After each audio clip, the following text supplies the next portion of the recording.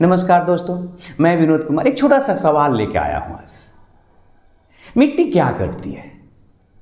मेरे हिसाब से मिट्टी 3 काम करती है।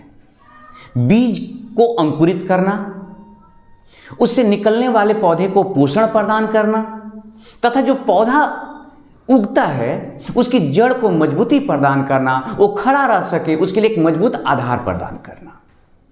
मिट्टी इस बात पे फर्क नहीं करती है कि उसके अंदर जो बीज डाल रहा है वो कौन सा इंसान है, और इस बात पे भी फर्क नहीं करती कि वो किस नेचर का, किस प्रकृति का बीज डाल रहा है। एक ही मिट्टी में अगर आपने खट्टे, मीठे, कड़वे, जहरीले या अमृत तुल्य अगर आपने बीज डाल रखे हैं तो मिट्टी इसमें कोई फर्क नहीं करेगी कि जो बीज है वो खट्टा है, मीठा है, कड़वा है, वो जहरीला है, फूल है या कांटा है। बस उसका काम है पोषण करना, वो पोषण करेगी। बिल्कुल मिट्टी की तरह हमारे बच्चे हैं। हमारे बच्चे बिल्कुल उस मिट्टी की तरह हैं जिसके अंदर जिस तरह का बीज डाल देते हैं उसी तरह का पौधा निकलता है। अगर बच्चे के अंदर आपने प्रेम के, सद्भावना के, ज्ञान, विज्ञान और तर्क के बीज डाले हैं तो निश्चित रूप से उसके अंदर से निकलने वाला पौधा प्रेम पर आधारित, ज्ञान, विज्ञान और तर्क पर आधारित होगा। अगर हमने उसके अंदर में नफरत के, घृणा के, वैमनस्य के अगर हमने बीज डाल रखे हैं तो उसी रूप में विकसित होगा।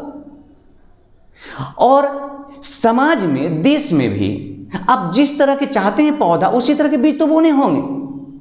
आप समाज में, देश में नफरत के, घृणा के, वैमनस्य के बीज बो करके उम्मीद लगाए बैठे हैं अगर कि इंसानियत के बीज पौधे निकलेंगे, प्रेम का पौधा निकलेगा, तो ये संभव नहीं है। अगर हमें प्रेम चाहिए, इंसानियत चाहिए, सदाचार चाहिए तो हमें इसी तरह के बीज बोने होंगे।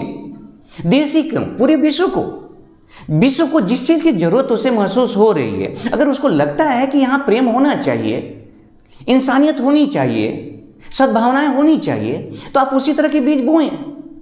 क्या ये कभी संभव है कि आपने आम का बीज बोया और वहां से जामुन का पौधा निकले? नहीं, ये कभी पॉसिबल नहीं है। ये प्रकृति के खिलाफ है, मिट्टी के स्वभाव के खिलाफ है।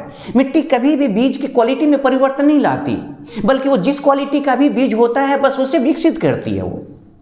तो अगर विश्व को प्रेम चाहिए, सद्भाव चाहिए, इंसानियत चाहिए तो इस मिट्टी में प्रेम बोए, सद्भाव बोए, इंसानियत बोए।